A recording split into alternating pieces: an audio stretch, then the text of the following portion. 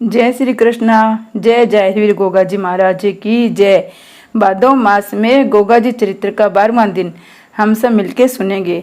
भक्तों, 11वें दिन हमने सुना कि जहर वीर गोगा जी रानी सरील को छोड़कर रास्ते में जलालुद्दीन से मुस्लिम से मुकाबला करते हैं और गौओं को आज़ाद कराते हैं और अपनी माता के पास पहुंचते हैं। भक्तों, जाहिरवीर ने काबुल के बादशाह को जीत गौ कोसी हमेशा को बंद करा के रानी सीजा को राजधानी तंदुर नगरी व रानी सीरियल का सारा हाल नीले घोड़े के उपद्रव अपनी माता को खुश होकर सुनाए। अब इन माँ बेटों की बातचीत को यहाँ छोड़कर राजकुमारी सीरियल का हाल सुनो।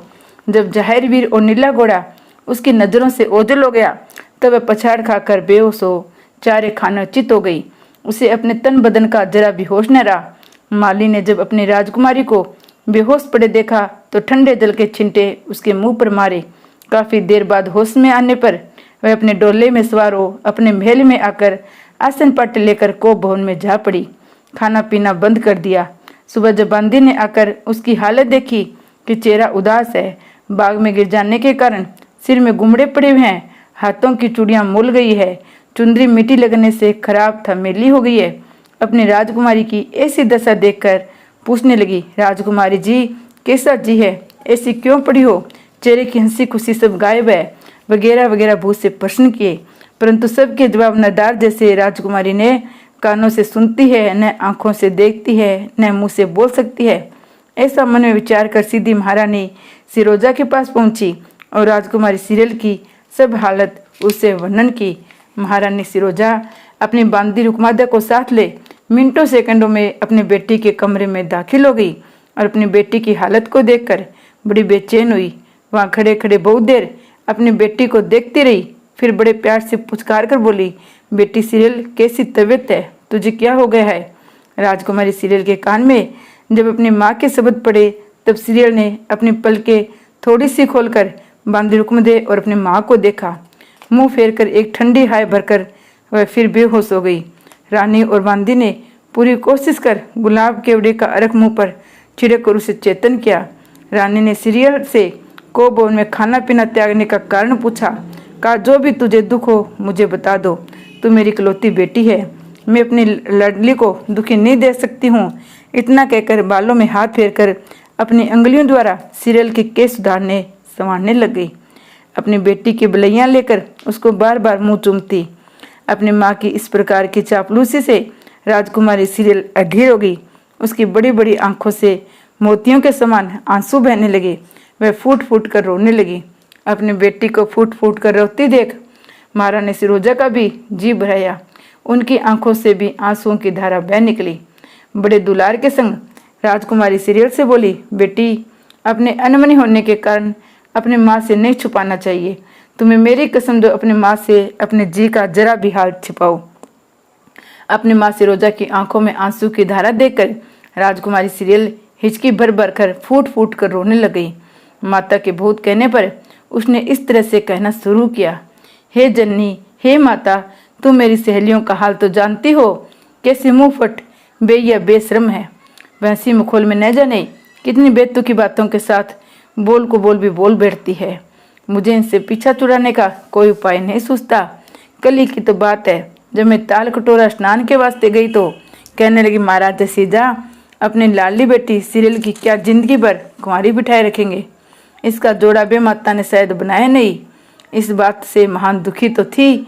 आगे बढ़ चढ़कर जब स्नान ध्यान के वास्ते ताल कटोरा के निकट पहुंची तो क्या देखा कि ताल कटोरे का जल बिल्कुल गंदा है, जिसमें घोड़े की लीद व पेशाब की बदबू उठ रही है। ताल की सुंदर बनी पौड़ियाँ टूट रही थी। मैं और ज्यादा दुख में डूब गई। इसके बाद में फाटक के रास्ते बाग में घुसी तो मेरा जी बड़ा दुखी हुआ। क्या केसर क्यारी, क्या फुलवारी, रोसे पट्टी सब घोड़े ने घुड़ दौड़ मचाकर अपने पैरों से कुचल कर सत्यानाश कर दी है। जितने फल घोड़े से खाए गए खाए, बाकी पैरों से कुचल कर मिट्टी में मिला दिए। क्या अंगूर, क्या सेब, संतरे, अनार, लीची, केले, आम, अमरूद, खिरनी, जामुन, कोई भी फल पेड़ पर नहीं छोड़ा।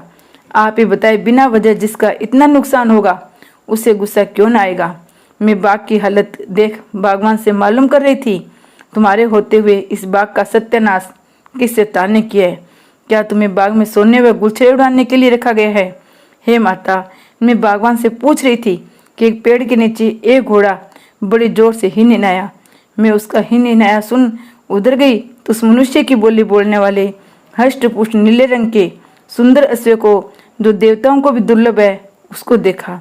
जी भरकर दर्शन करने के बाद बोली कि अब बाग उजाड़ने की और ताल बिगाड़ने की सब हरकत तुम्हारी है। तो वह मनुष्य की बोली में बोला, हाँ भाभी, ये करामात इस सेवक की है।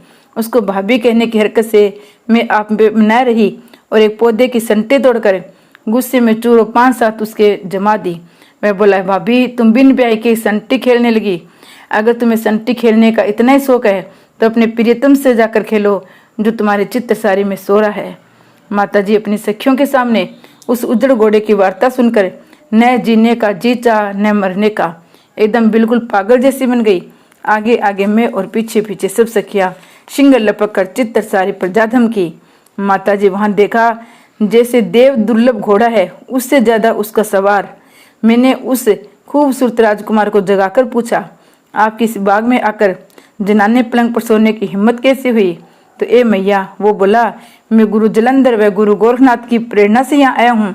उस पर मैंने कहा, बाग में उद्यम मचाने की प्रेरणा भी इन दोनों गुरुओं देवों से आपको मिली होगी। इस पर वह बोला, नहीं, मुझे ये प्रेरणा मिली है कि जीवन की बाजी लगाकर करे तुम्हारे साथ चौसर सार खेलूं। मैं गुस्से में पागल तो हो रही थी। मैंने सोचा, मैं ठहरी जलंधर नाथ की चेली, ये मुझसे चौसर सार में क्या जीतेंगे। मैं इसके घोड़े को, मैं सुनहरी साज को जीत कर ईंटें डुलवाकर भाभी कहने के उजड़ेपन को सजा दूंगी। मैं अश्वारोही के साथ चौसर खेलने बैठ गई। मेरे जलंधर नाथ वाली विद्या ने कतई साथ नहीं दिया। मुझे ऐसा भास हुआ जैसे किसी संत गोरखनाथ वगैरह ने मेरे संतुल को बांध दिया है। मैंने चौसर की बाजी इसलिए बंद कर खेली कि मैं घोड़े में ही सुनहरी साज को जीत जाऊंगी। पहला दाव तो मैं जीत गई, मगर फिर दूसरे दाव में तो एक दूसरे के प्राणों की बाजी थी। चौसर के पासों ने मेरा साथ नहीं दिया और मैं हार गई। शर्त यह थी, हारने वाला जीतने वाले की जिंदगी भर दास बनकर रहेगा। सो मैया, उसने सब सखियों के सामने मेरे संग 3.5 फेरे लिए और अपने अश्व पर चढ़कर मुझे अधब्यय कर छोड़ के चला गया। महारानी सिरोजा ने अपने मन से दुखी होकर कहा, बेटी तुमने बड़ा बुरा किया, पर भाग्य का लिखा कौन मिट सकता है। फिर सीरियल से बोली, अरे अकल के दुश्मन, तेने उसका नाम पता भी कुछ पूछा था, यही आधा ब्याह करवा लिया। राजकुमारी सीरियल बोली, उसने बताया, मैं राजा उमरा सिंह का पोता राजा जेवर सिंह का पुत्र हूँ। मेरा नाम जाहिरवीर है, माता का नाम रानी बाचल है। मैं और मेरी माँ गुरु गोरखनाथ के चेले हैं। उन्हीं की प्रेरणा से मैं यहाँ आया हूँ। देश हमारा बागड़ दद्रेवा नगर, जाति चौहान है। आगे बोला, बाकी 3.5 फेरे का पूरा वह तब होगा जब तुम्हारे पिता नाई पंडित के साथ टीका लगन भेजेंगे। तभी राजा महाराजाओं का साथ लेकर शाही ठाट बाट से बारात लेकर तुम्हारे यहाँ आएंगे और सनातन रीति रिवाज के साथ गाजे बाजे के साथ विवाह करेंगे। राजकुमारी सीरियल ज्यों ज्यों अपनी माँ सिरोजा को अपनी आप बीती सुनाती जाती थी, त्यों त्यों रानी सिरोजा के मुंह पर उदासी छाती रही। तेरी आखिरी वार्ता सुनकर तो रानी सिरोजा के शरीर में कंपी होने लगी। अपनी छाती में दुहत्तर मारकर कहने लगी, बेटी तुमने अपने वंश की मान मर्यादा व अपने माता पिता की इज्जत के साथ जो खिलवाड़ किए, उसमें हम कहीं मुंह दिखाने के काबिल भी न रहे। ऐसा तो नीच खानदान के व्यक्ति भी नहीं करने से कांपते हैं। बेटी ऐसी बात कुकर्मी लोग भी करते भय मानते हैं। तेरे कुलछन जो भी सुनेगा वही थू थू करेगा। बेटी तुमने तो गजब कर डाला, तेने तो बादल ही फाड़ डाले हैं। उसमें थेगली लगाने की भी गुंजाइश नहीं छोड़ी। तेने ये भी नहीं सोचा कि मैं राजा सीजा सिंह की कुंवारी कन्या होकर एक परदेसी बिना जाने पहचाने पुरुष के साथ अपने सखियों के बिना, अपने माता पिता की बिना सहमति के व्यय रचा कर क्या अंधेरा कर रही हूँ। इस पर तेरे कुक्रम की चर्चा गली गली कूचे कूचे में फैल गई होगी। सीरियल तूने तो महाराज मनु का विधान ही पलट कर धर दिया है। संत महंतों के बनाए नियम ही उल्ट दिए। तेरी जैसी कुल कलकनी बेटी से तो मैं बांझी भली थी। अगर मैं तेरे इन कुलछनों को जानती तो जन्मते ही तेरा गला घूट देती। भक्तों, जब दुखी महारानी सिरोजा अपनी बेटी राजकुमारी सीरियल को लानत मलामत देकर थक गई और उनका कंठ बोलते बोलते सूख गया, थोड़ा ठंडा नीर पीकर बोली, बेटी तेरे जन्म से काफी दिन पहले की बात मुझे आज याद आ रही है। मैं और तुम्हारे पिताजी संतानहीन होने के कारण एक महात्मा के कहने से गुरु गोरखनाथ की जोत प्रज्वलित करनी शुरू की थी। काफी दिन बाद संत गोरखनाथ जी महाराज हमारे तंदूर नगरी पधारे। हम दोनों दंपतियों ने उनकी बड़ी सेवा की। उनके कहे अनुसार भंडारा कर उनके 1400 चेलों सहित दूसरे संत महंतों को दान दक्षिणा देकर संतुष्ट किया। गुरु गोरखनाथ हम लोगों की सेवा से संतुष्ट होकर बोले, हे राजन, इस समय अपने गुरु मुचंद्रनाथ जी महाराज को खोजने में लगा हूँ, जो 12 वर्ष से लापता है। इसलिए मैं तुम्हारी इच्छा पूर्ति में असमर्थ हूँ। इस कारण कोई भी ईश्वरीय काम किए बिना क्रिया किए पूरा नहीं हो सकता। इसके लिए समय की आवश्यकता है। इसलिए आप लोग मेरी बात मान गुरु जलंधरनाथ की सेवा करो। वह भी मेरे गुरु मुचंद्रनाथ के समान ही योगी है। दोनों एक ही गुरु के शिष्य है। उनकी सेवा से समय आने पर तुम्हारे यहाँ एक भाग्यशाली कन्या जन्म लेगी, और जब वह ब्याह के योग्य हो जाएगी तो मेरे चेले गोगावीर देवा निवासी के संग ब्याह देना, जो मेरी चेली महारानी बाछल के गर्भ से उत्पन्न होगा।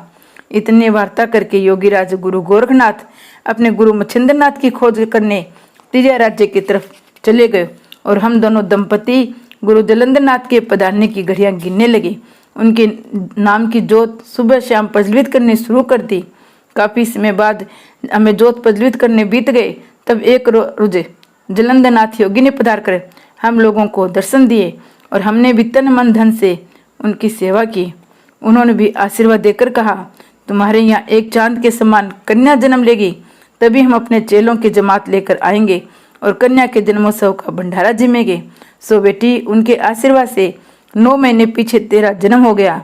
जब हमने जन्मोत्सव मनाने का दिन पुरोहित जी के बताए अनुसार निश्चित किया, तभी योगी गुरु जलंधरनाथ ने अपने प्रमुख चेले कानिफानाथ और जमात के साथ हमारी धूना नगरी में पधारे। हमने भी तुम्हारा जन्मोत्सव बड़े धूमधाम से मनाया। साधु संतों को दान दक्षिणा दे संतुष्ट किया। हम दोनों से प्रश्न हो गुरु जलंधरनाथ जी ने आदेश दिया, इस कन्या का रिश्ता बागर निवासी गोगावीर से करना। वह तुम्हारी बेटी सीरियल के समान ही दूज का चंद्रमा ही जैसा उज्जवल वर्ण का वीर है। सो हे बेटी, गुरु जलंधरनाथ के वचन सुनकर तुम्हारे पिताजी बड़े लाल पीले हो गए और अपने दोनों हाथ जोड़कर बोले, कन्या चाहे जीवित रहे चाहे मरे, मैं तो बागड़ के चौहानों में अपनी सूता का हरगिज नहीं ब्याहूंगा। इस बात को सुनकर गुरु जलंधरनाथ के प्रमुख चेले कानिफानाथ ने भी तुम्हारे पिता के सुर में सुर मिलाकर कहा, ठीक है राजन, बागड़ के झगड़ालू चौहानों में बेटी ब्याहने की मेरी भी सलाह नहीं है। इस पर गुरु जलंधरनाथ ने अपने प्रमुख चेले कानिफानाथ से बोले, तो क्या मेरा वचन मिथ्या रहेगा? बेटी कानिफानाथ, मेरा वचन अवश्य पूर्ण होगा, वह मिथ्या नहीं हो सकता। बे माता के लिखे को मिटने की किस में सामर्थ्य है? कानिफानाथ बोले, गुरुजी, मैंने आपको नाराज करने के वास्ते तो ये बात नहीं कही। गोरखनाथ मुझे कई दफा अपमानित कर चुका है, मैं उससे किस बात में कम हूँ? मैंने तो उसी द्वेष के कारण राजा सीजा से ऐसी बात कही है। वैसे मुझे इन झगड़ों में पड़ने का क्या वास्ता, चाहे किसी का व्यय गोना रोज हो या न हो। हम साधु लोग इनकी झंझट से क्यों माथा पच्ची करें?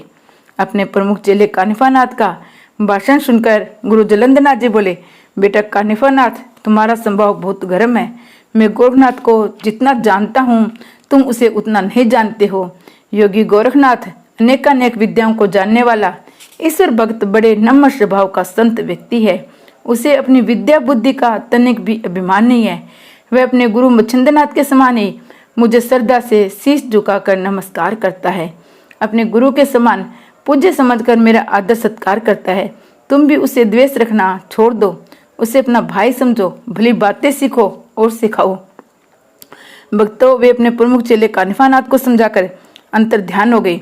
काफी दिनों के बाद अब उन्होंने हमें दर्शन दिए हैं। उनकी दया से हमारे बिगड़े काम सुधरते हैं। मैं आज ही रात को तुम्हारे पिताजी से सलाह करूंगी। अब तो अनशन पाटी त्याग, नहा धोकर श्रृंगार कर और कुछ खा पी ले। मुझे पूर्ण आशा है गुरु जलंधरनाथ तेरी मनसा जरूर पूरी करेंगे। रानी सिरोजा अपने कमरे में आकर थक कर पलंग पर लेट गई। वह अपनी बेटी के भविष्य के बारे में सोचती विचारती सो गई। उसे सपन में भी अपनी बेटी का ही ध्यान आता रहा। जब शाम को राजा सीजा सिंह दरबार से महल में पधारे, तब बांदी रुकमादे ने रानी सिरोजा को जगाया। रानी सिरोजा दोनों आंखें मलती उठी। अपने सम्मुख अपने प्राणनाथ को खड़ा देखकर मुड्ढा बिछाकर बोली, मुझे बड़ी गहरी निंद्रा आ गई थी। आप बैठो, मैं पान लगा कर लाती हूँ। भक्तों, राजा सीजा सिंह बड़े दूरंदेशी राजा थे। उनका सारा जीवन न्याय करने में बीता था। वह शक्ल देखकर ही अपराधी व निरपराधी को घड़ी भर में पहचान लेते थे। उन्होंने अपनी रानी सिरोजा के माथे पर चिंता की रेखा पड़ी। उन्होंने निश्चय हो गया, आज महारानी दुखी है। जब वह पान लेकर लौटी और मुस्कुराकर राजा के मुख में अपने कर कमलों द्वारा पान का बीड़ा दिया तो वह बोले, रानी, आज तुम्हारे चेहरे पर मधुर मुस्कान के साथ चिंता की रेखा भी साफ नजर आ रही है। परंतु जिनके कुटुंब पर गुरु जलंधर नाथ जैसे योगी की कृपा हो, उनका चिंता रूपी डांस तावे मेरी समझ में जरा भी नहीं आता। अपने प्रीतम के मुख की वाणी सुनकर रानी सिरोजा के धीरज का बांध टूट गया। वह राजा सीजा सिंह के कंधे पर अपना मुंह रखकर सिसक सिसक कर रो पड़ी। अपनी महारानी सिरोजा की ऐसी हालत देखकर राजा सीजा सिंह के धीरज का भी बांध टूट गया।